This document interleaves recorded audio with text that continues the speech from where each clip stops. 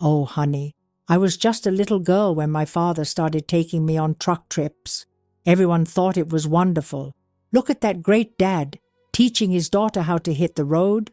But no one knew what went on inside that closed cab. He didn't want company, he wanted silence. He wanted a child who wouldn't scream, who would learn to pretend to be asleep while he did those things. Every stop was a new hell. Every roadside motel, a prison without bars. Are you going to sleep here with me in the cabin bed? Or do you want to be tied up in the back with the boxes? That's what he whispered as he started the engine and smiled, as if it were normal, as if I had a choice. Have you ever tried to forget the smell of diesel mixed with old sweat? Because I have, for years. But some things don't leave you, no matter how much soap or prayer you use. My name is Gladys Wallace. I'm 78 years old. I'm from Wilburton, Oklahoma. And what I'm about to tell you is not a legend. It's not drama.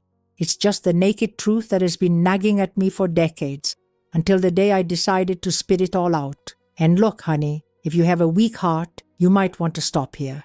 It started when I was little. People said I was my father's favorite daughter. How lucky I was, right?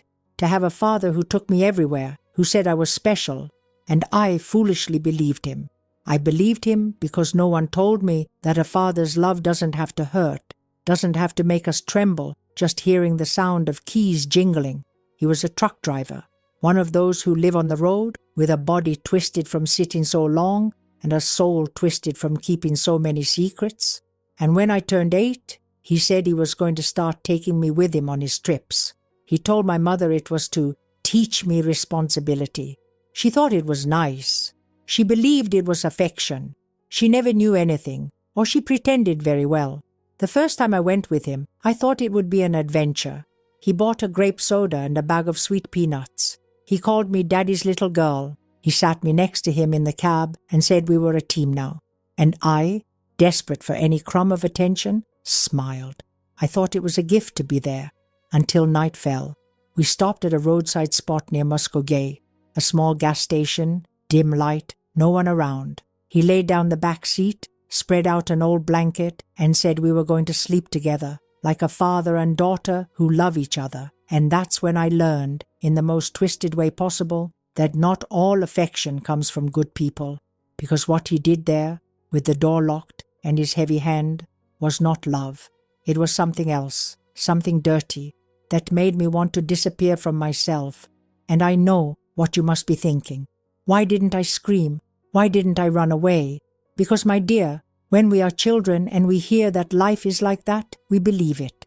When the only person who looks you in the eye says that it's normal, you bow your head and accept it. Because it's either that or get beaten up. Because it's either that or be left in the middle of nowhere. He said that if I told anyone, no one would believe me. That I would end up in a reformatory, that my mother would suffer because of me. And children carry guilt with an ease that makes you angry. I came home after that trip unable to look anyone in the eye, and no one noticed. No one wanted to know why I was quieter, why I slept with the light on, why I cringed every time he approached me. My mother thought it was just girl stuff. And him? He smiled. He called me my obedient little girl in front of others. He gave me candy in front of the neighborhood and pulled me by the arm into the house. The trips became routine. Every week he came up with a new excuse to take me. And me? I stopped fighting. I learned to shut down, to lie there, pretending my body belonged to someone else, that it wasn't happening to me. Because when you're treated like luggage, you start to believe that's what you are, a weight, an object. And it got worse and worse. Each time, he came up with a new way to remind me that I was his. He said that no one else wanted me, that only he knew what was good for me. And I, increasingly empty, believed him. At 10 years old, I no longer dreamed of anything. I no longer had toys. I didn't make friends. I was afraid to speak, afraid of everything. At school, no one noticed. Or if they did, they pretended not to see. I was the girl who didn't look people in the eye, who didn't go on field trips, who trembled just hearing the sound of an engine. A teacher even asked if everything was okay at home. I lied. Of course I lied. Because if I told the truth, what would happen? He had already said he could do worse. That if I opened my mouth, he would make my mother disappear. That no one would ever find me again. And I know, my dear, that you're there with a heavy heart, wanting to know if someone did something, if someone saved me. But no, no one did anything, because that's how the world is. It closes its eyes when dirt knocks on the door. And with me, they all closed. I grew up certain that this was my life, that there was no way out, that dying would be easier than living like that. But you know what's worse? It's when you start to think that maybe you deserve it, that maybe it's your fault, because if no one helps you, then it must be because you really are disposable. And it was with that idea stuck in my chest that I reached 14, a shadow of a person who still smiled in school photos because that's what was expected. But inside, I no longer existed, until one day he said that the next trip would be the longest of all, that we were going to cross 2 states, and I understood that it would never stop, that he would only stop when my body was no longer useful. And there was born the first thread of anger inside me. A thin thread, almost invisible, but it changed everything. Because that day, I started planning. I didn't know how or when, but I started. If you're listening this far, leave your like for this old lady here. Each like is like an I hear you that I never had in my childhood. And tell me where you're listening from, because now I'm going to start telling you how that road became my hell, and then my cry for freedom. Have you ever woken up inside a parked truck with the noise of cars passing by outside and a weight on your chest that wasn't just physical? Because that's how I got used to opening my eyes. And when I say got used to, it's not because I learned to cope, it's because our bodies give up fighting after so long. That morning in Little Rock, he had left the cab to get coffee. I was alone there, lying on that thin mattress that already knew every inch of me. I looked at the dirty ceiling and thought, if I jumped out of there and ran, where would I go? Who would believe me? Me, a 14-year-old girl, abandoned at a gas station, saying that my own father did those things to me. No, honey, no one listens to that kind of truth. The world only pretends to want to hear it, but when the pain is too ugly, they turn their faces away.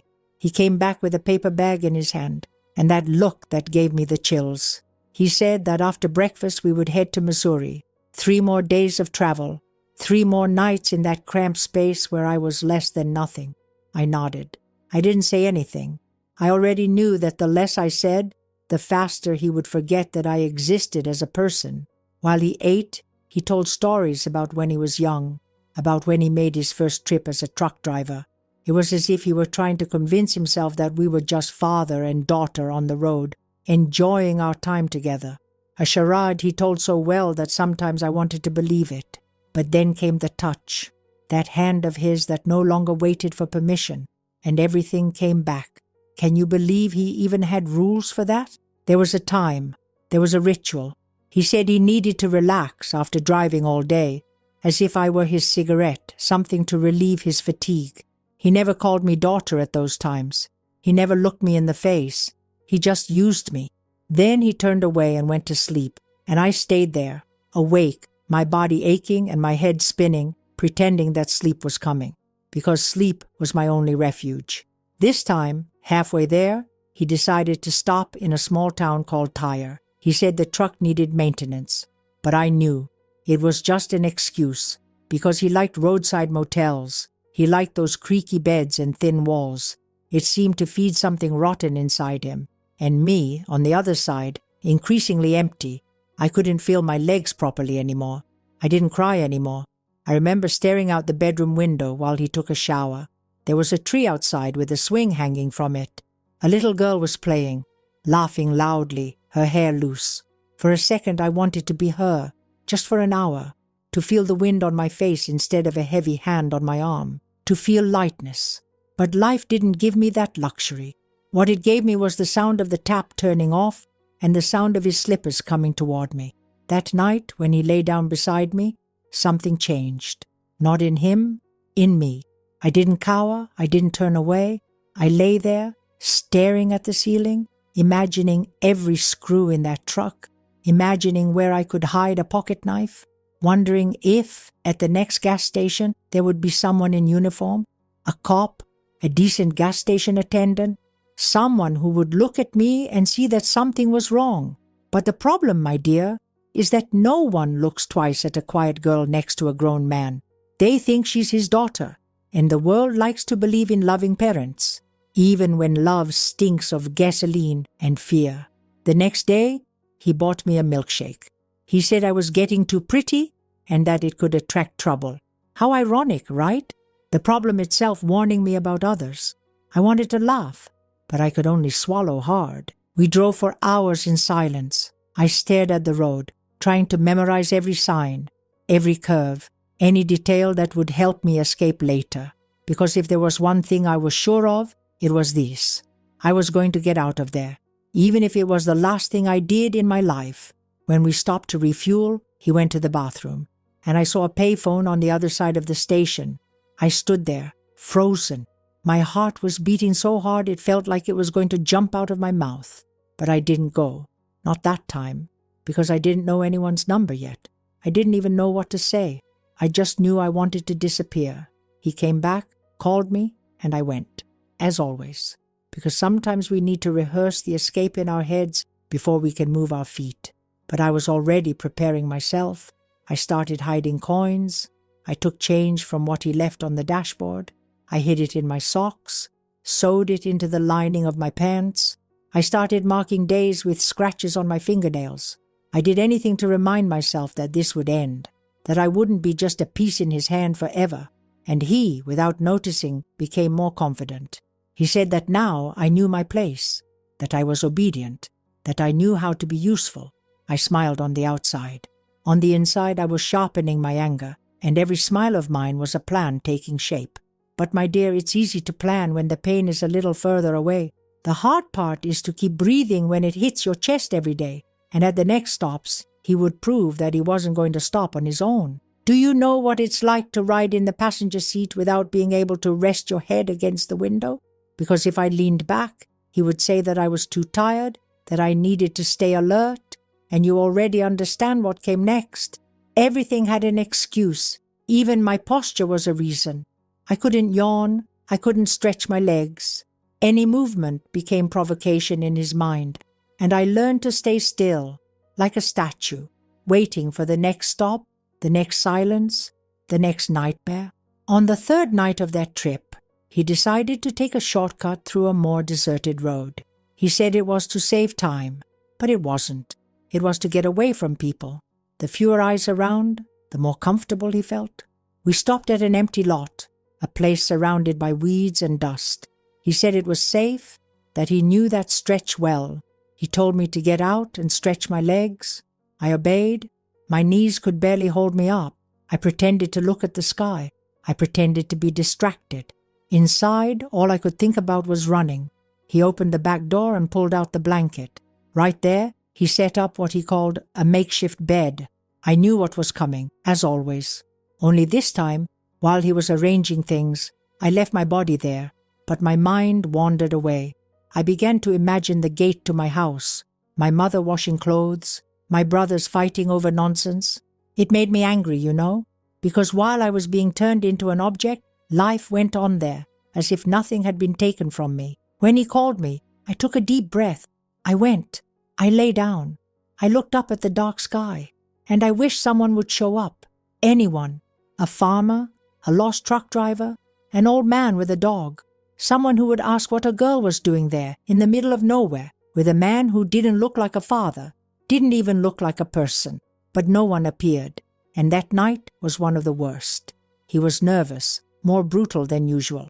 He said I wasn't cooperating, that my gaze was full of insolence. And you know what happens when a man like that thinks he's being challenged. I kept quiet, as always. But it hurt, not just my body. It hurt inside, in a place I couldn't even name. The next morning, when I woke up, I realized he had left the truck. I took the change I had hidden, counted it quietly, and tried to think of what to do. The nearest phone must have been miles away. And even if I found one, who would answer? Who would listen? We continued our journey. He was quiet. He just drove, chewing tobacco and staring at the road. And I was there beside him, trying to figure out if that silence was good or bad. Every time he was too quiet, something happened afterwards, as if he was saving his anger to use all at once. We arrived in Springfield in the late afternoon. He said he was going to unload some boxes at a warehouse. He told me to stay in the truck. I stayed. Of course I stayed. I only left to go to the gas station bathroom, and it was there, my dear, that I began to notice something I had never noticed before, the other girls. There was a blonde girl in a store uniform, freckles on her face, talking to someone on the phone and laughing. There was an older girl, notebook in hand, reading something, looking worried. They were free, there, walking alone, not looking around fearfully, and that left me with a knot in my stomach. I went back to the truck with one thought in my mind. I could have been there too. If I had been born into a different home, if my mother had looked more closely, if someone had heard that first silent help I let out years ago, but no one listened. And there I was, again, about to be taken to another place where I would pretend to sleep while he did whatever he wanted. That night he drank. He bought a bottle at the gas station and drank it slowly. He said he was tired, that work was hard, that only I understood him. I listened silently, as always, and he talked and talked until he started crying. Can you believe it? Crying, as if he were the victim. He said the world was cruel, that no one appreciated him. And there I was, listening to everything, wanting to scream, to say that he wasn't the one who slept with his eyes open, that he wasn't the one who bled every time he closed his legs. But I didn't say it. I swallowed it, because at that moment, more than ever, I knew that the key to getting out of there was to wait just a little longer, just one more city, just one more detour. I was close. I could feel it in my chest. Before going to sleep, I hid a few more coins in my coat pocket. I started to tear the lining slightly, to make a hole, a hiding place, a preparation. And every stitch I sewed with thread taken from the hem of my pants was a step towards my escape. He fell asleep. I stayed awake, with my ear pressed against the wall of the truck, listening to the noises outside, a dog barking, a truck passing by, a distant radio, and for the first time in a long time, I began to think that maybe, just maybe, I still had a chance. But my dear, that chance would still have to be built with much more pain and more courage than I thought I had, because the next day would show me that not all the worst was over. The next morning, he woke up hungover and in a bad mood. He threw the empty bottles in a bag and told me to shut up before I even opened my mouth. He said he needed silence to think, and I, who had already learned to read his mood by the sound of his footsteps, understood. That day was going to be long. The road seemed to stretch further when he was like that. Silent, tense, punching the steering wheel every time a car crossed our path more slowly. I just looked at the passing landscape, pretending I wasn't there. On that trip, he spoke less than usual, but his gaze, that possessive, warning gaze, never changed. He looked at me like someone watching over what he considers his, as if I were a thing. And when he called me girl, it was with contempt, as if blaming me for growing up was easier than admitting that he was rotten inside. We were heading north, stopping at small warehouses, leaving orders, picking up others. No one suspected anything. No one looked twice. I was just the truck driver's obedient daughter. People saw the girl with her hair tied back in the back of the truck and thought everything was fine. And I smiled, you know. I smiled, because smiling confused them. Smiling disguised things. No one asks anything of someone who smiles. At one of the stops, he got out to take care of some paperwork. I stayed in the truck, watching the activity. A young man appeared nearby, leaning against the hood of the truck next to us, fiddling with the radio. He was about my size. My face must have caught his attention because he looked at me and waved. I waved back slightly, without moving. My heart raced. I thought about calling out to him, but he got in his car and drove away, and I was left with a dry throat from regret. When my father returned, he handed me a packet of cookies. He said it was to keep me nice, and I swallowed it like someone swallows poison that tastes like sugar. That night, we stopped at a motel with a pool. Of course, he didn't let me go near it. He said that decent girls don't show their bodies in public. And do you think I wanted to go in the water? Of course not. I just wanted to dive in and never come back. That's what I wanted. He was acting strange, as if he suspected something. He started going through my things, rummaging through my coat, looking in the bottom of my backpack. He didn't find the coins because I had hidden them in the sole of my sneakers. I sewed them in with dark thread on the inside. But when he didn't find anything, he said everything was fine, that he trusted me. And then, out of nowhere, he hugged me. That hug, my dear, was worse than anything else, because it was fake, it was manipulative. And while he was squeezing me, he whispered in my ear that I was the only woman who would never abandon him. That made me freeze. Woman. He didn't say daughter anymore. He didn't even bother to hide it. And there I was, swallowing my disgust, pretending to accept it, because if I showed any refusal, I knew what would come. I started to be afraid to sleep, real fear. I started training myself to blink without actually closing my eyes, because if I passed out, I would wake up with him next to me, doing whatever he wanted. We spent 3 nights like that. He became increasingly clingy, more possessive. I became increasingly distant. Inside, I was no longer myself. I was just the shell of a girl who tried to ask for help when there was still time. Now it was too late. I believed that with all my heart. But on the 4th day, something changed. We stopped at a roadside restaurant.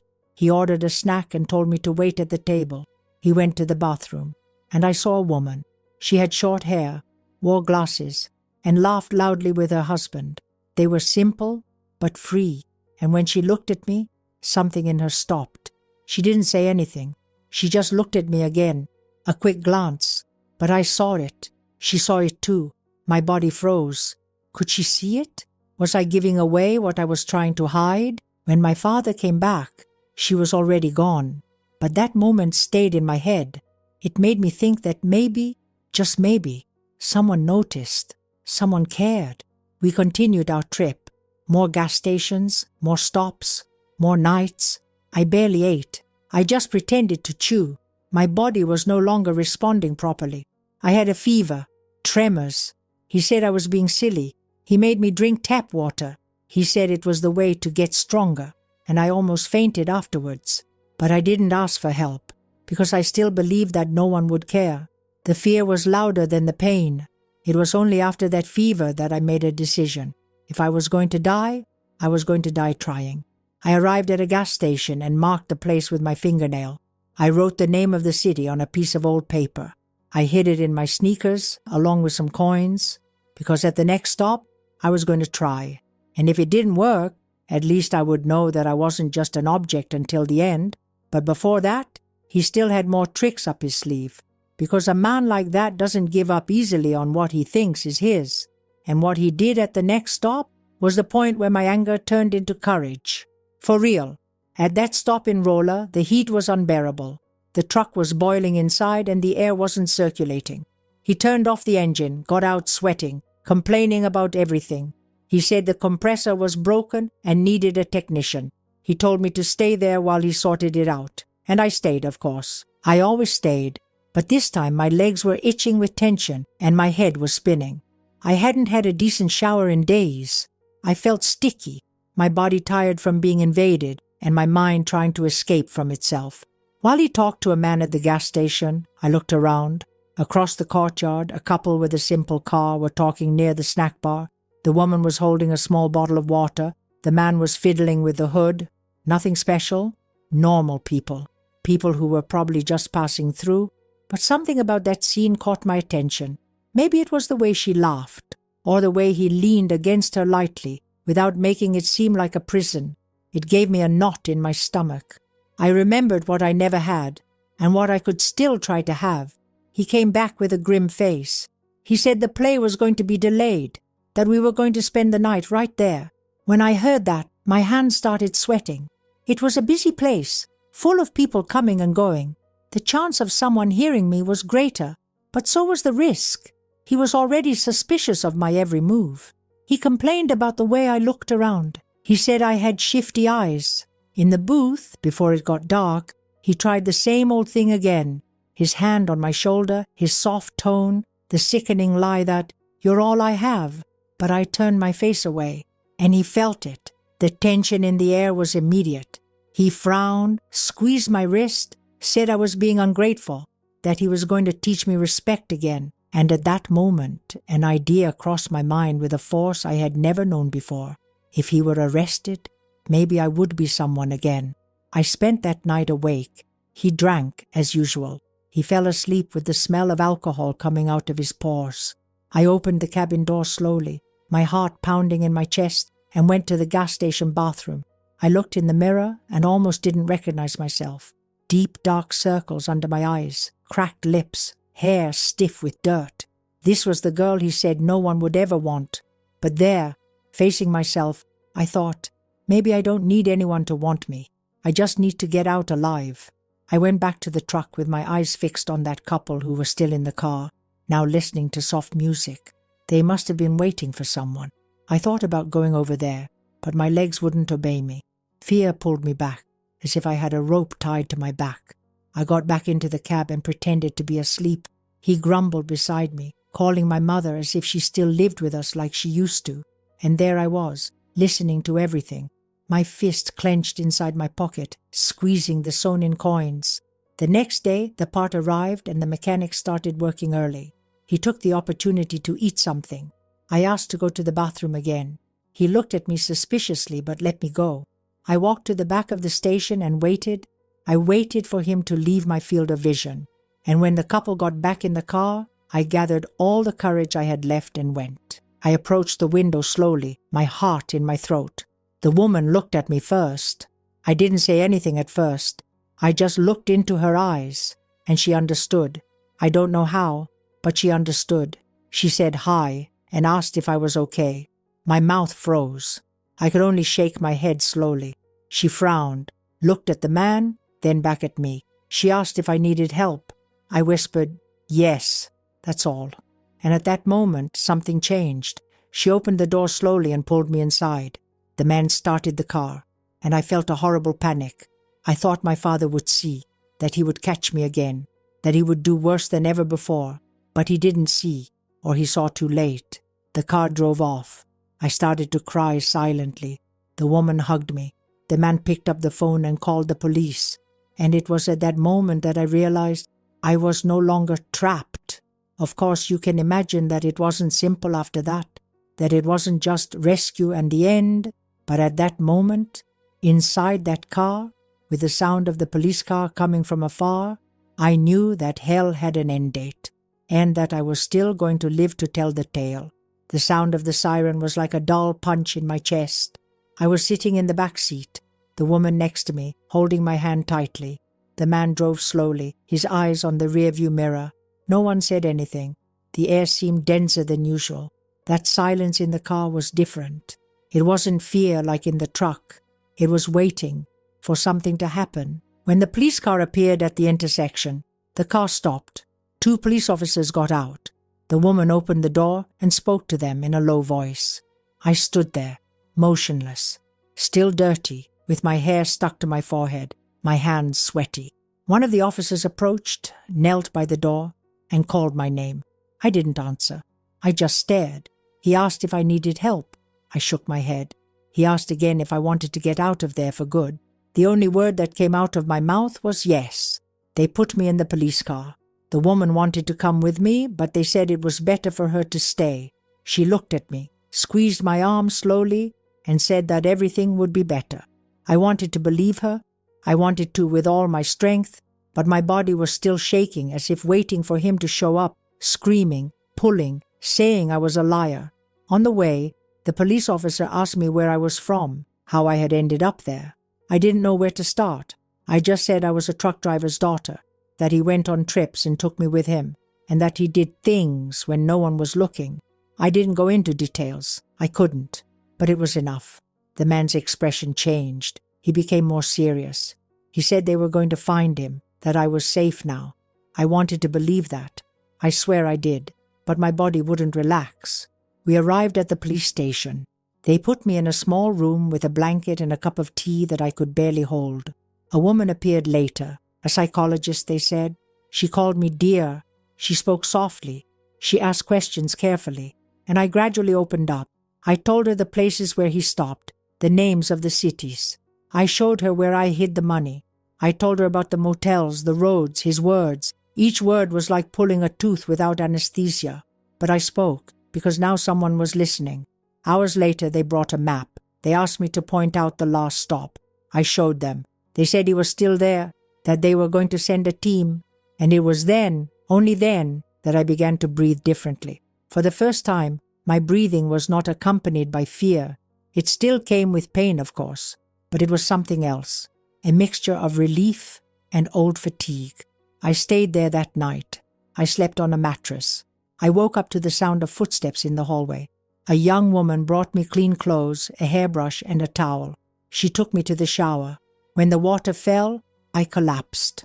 I cried silently, without making a sound, just tears running down my face as if my body needed to wash my soul. The touch of the towel on my skin felt strange. It was the first time in a long time that someone had touched me without violence, and it hurt in a weird way.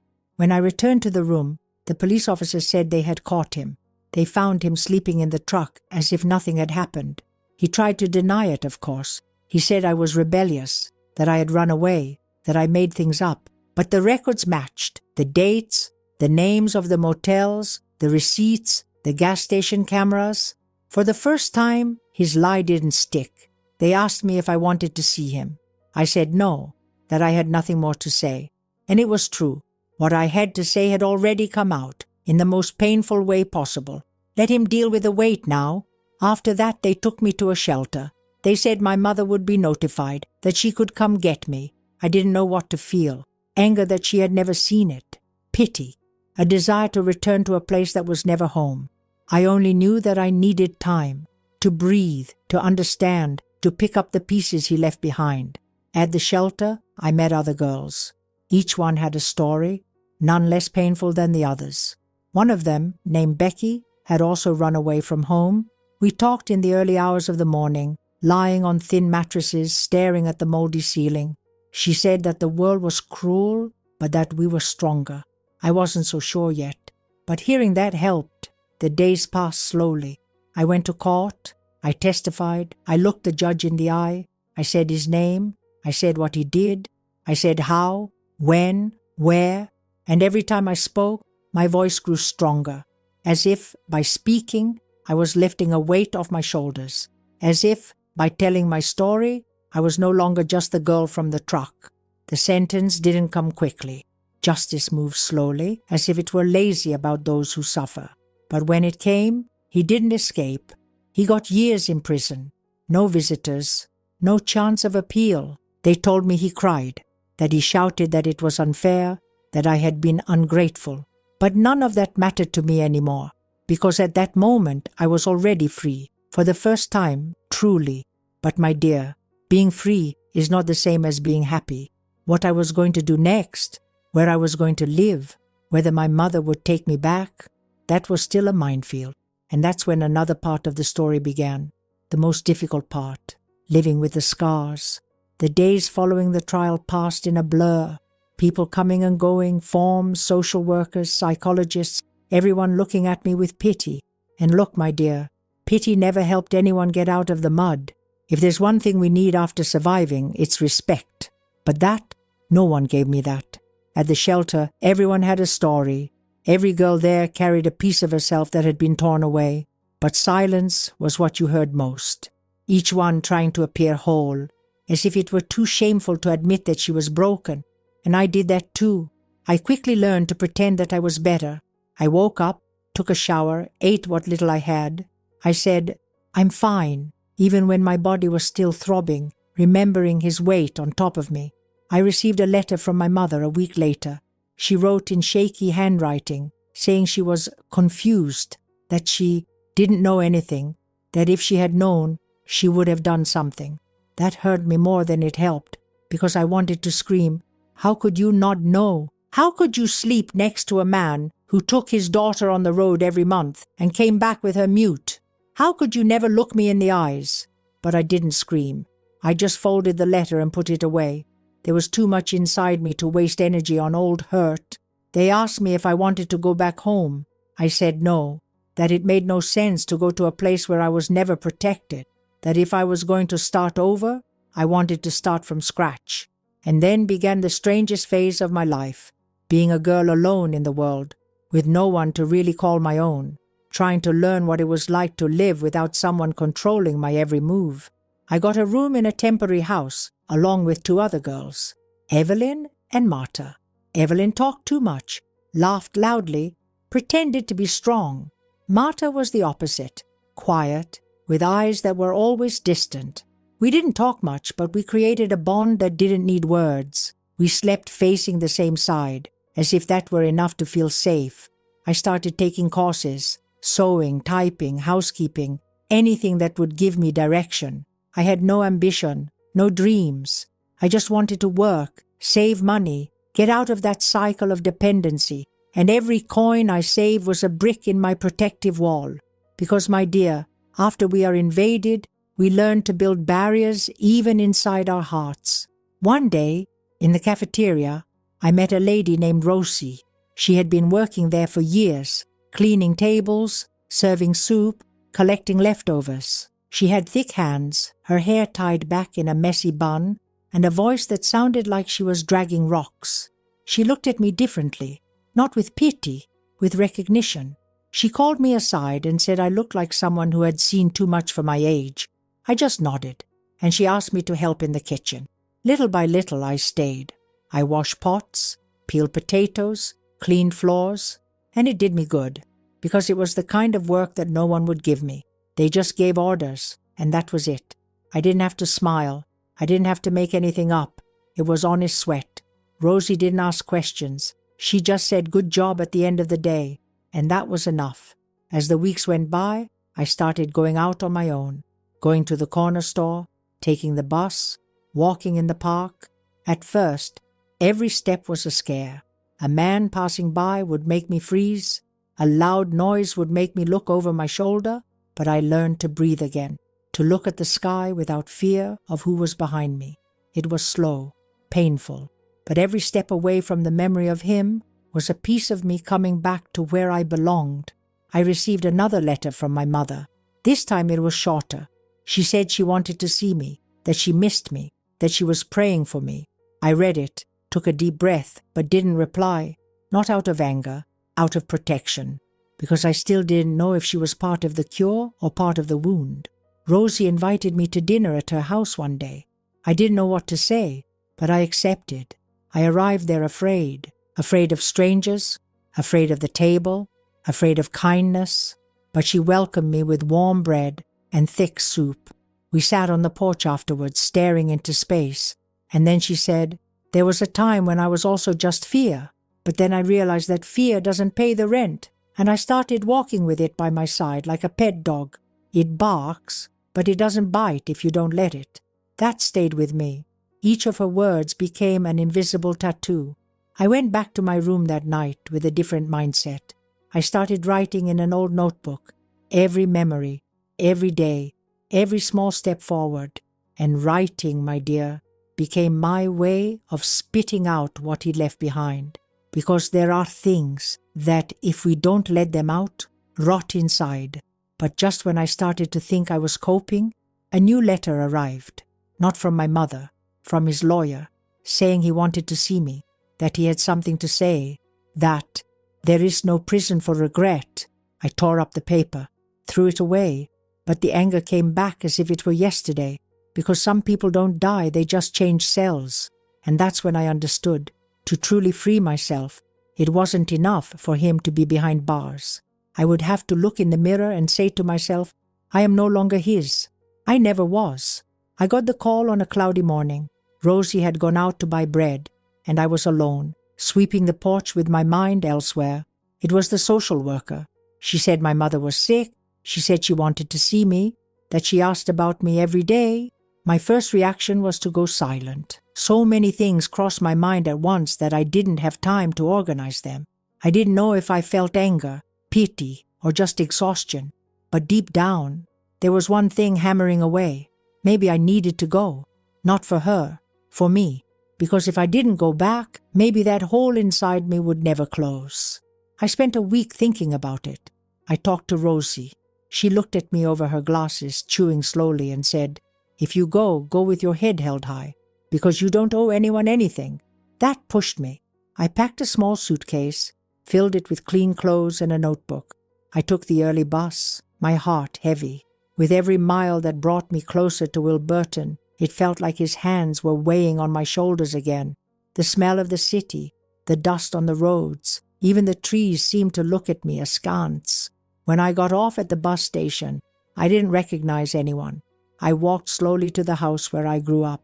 The gate was still crooked, the fence rusty. I knocked on the door with my hand shaking. My mother opened it. She was thinner, her hair thinning, her skin yellowish. She looked at me as if she didn't know if it was true. Then she smiled, a painful smile. She pulled me inside without saying anything, and I went in. The house was the same smell of stored cloth, the rocking chair in the corner, the Bible on the table. I sat down without taking my eyes off her. She tried to make conversation. She said she had prayed a lot, that she felt guilty, that she hadn't seen anything. I just listened. Inside, I was boiling. Every word she said reminded me of the nights I came back from traveling with sunken eyes, and she never asked why. We stayed like that for hours, talking little, observing, until she cried. For real. She said she had made a mistake, that she had failed as a mother, that she didn't know how to fix it. And I replied that maybe there was no way, but that I was there, that I had come back to try to understand if it was still possible to build something. She squeezed my hand, but I couldn't squeeze back. I stayed at the house for a few days. I slept in my old room. The walls still had the children's drawings I had made with crayons. It was like being in a tomb of myself. At night, I listened to the noises from the street and thought about the truck, the worn leather seat, the steering wheel, the sound of his radio. It still haunted me, but now I was breathing more deeply, and that was something. I went out for a walk. I saw old neighbors. Some recognized me. They said I looked different. No one mentioned my father. It was as if he had never existed, as if his name had been erased. But I knew. Everyone knew. They were just pretending. Because talking about pain is scary. Because admitting that they let it happen weighs too heavily. On the morning of the fourth day, I went out to the backyard. I sat on the grass, leaning against the tree where I used to play as a child. I closed my eyes, and there, for the first time since I got out of that truck, I allowed myself to feel everything. The fear, the anger, the sadness, even the longing for the girl I used to be. I cried quietly, not as a victim, as a survivor, because there is a kind of tear that cleanses. It is not despair, it is liberation. I went back inside and wrote a letter. To myself, to that girl who endured more than she should have.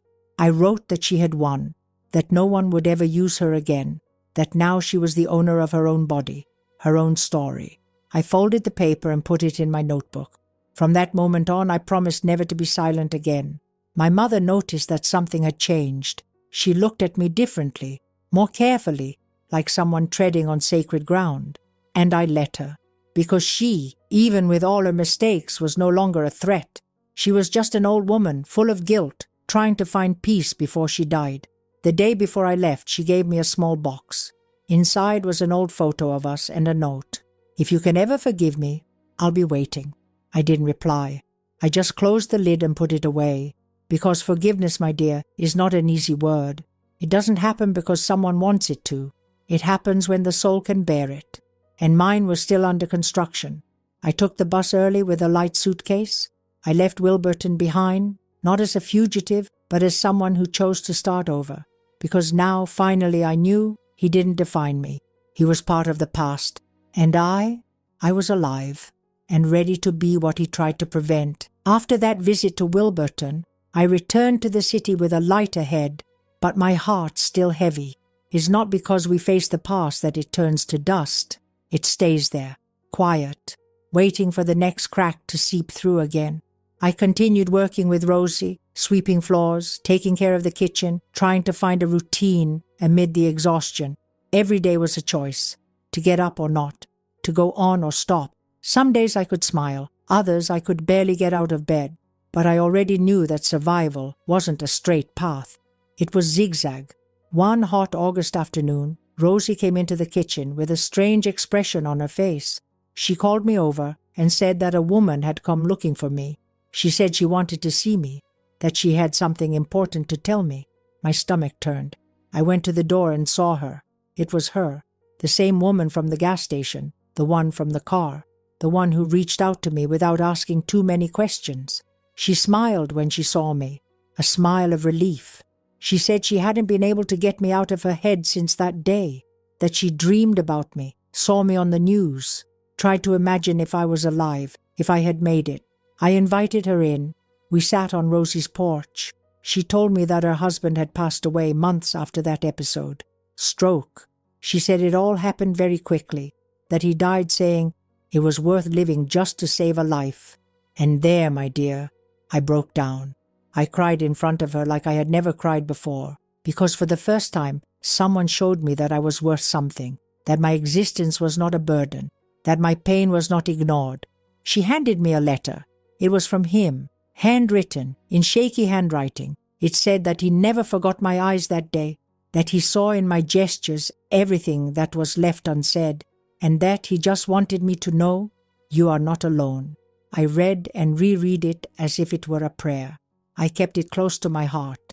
At the end of that month, I was called to give a final statement on the case. He had appealed. He was trying to reduce his sentence. He said he was sick, old, repentant. They wanted to know if I would accept a letter from him, if I would allow the sentence to be reviewed. I laughed, a dry laugh. I said I didn't want anything, no forgiveness, no explanation. He had already gotten away with too much. Let him spend the rest of his life locked up between four walls, just as I had spent so many years locked up inside my own head. But fate has a way of working things out. A month later, they called me again. He had died, a heart attack in the prison yard, alone, no visitors, no letters, no one to pray for him. They asked me if I wanted to be informed before the funeral. If I would like to go, I said no, that there was nothing left there for me, and it was true. The only thing he still carried was his name, and that I had buried long ago. That night I went to an old gas station near the highway. I sat on a wooden bench and ordered a soda. I sat there watching the trucks go by. And that's when it happened. A truck driver parked nearby. He got out with his daughter. She must have been about 9 years old. She jumped out with a colorful backpack on her back, her hair loose. He held her hand affectionately, as if he were holding the world. She laughed loudly. He bought her a popsicle. That scene paralyzed me. It wasn't envy. It was something else. A feeling I couldn't name. And then, as if by reflex, my breathing stopped. My body stiffened. For a second, I was back to being the girl on the truck seat. But I forced myself to look again, to see that this was different, that not every man was him, that not every girl was me, and I cried. Alone, on the gas station bench. But I cried standing up. When the sun began to set, I went to the bathroom.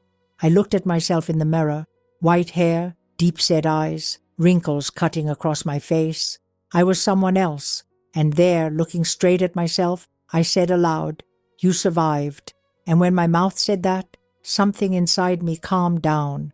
On the way home, I decided to write everything down, not to turn it into a book, not to turn it into a story, but to warn others, to tell those who are still trapped, to those who think it's too late, to those whom no one listened to, because now, my dear, now I listen, and if it depends on me, no Gladys will ever remain silent again.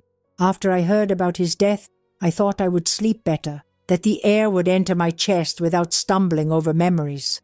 But it wasn't like that.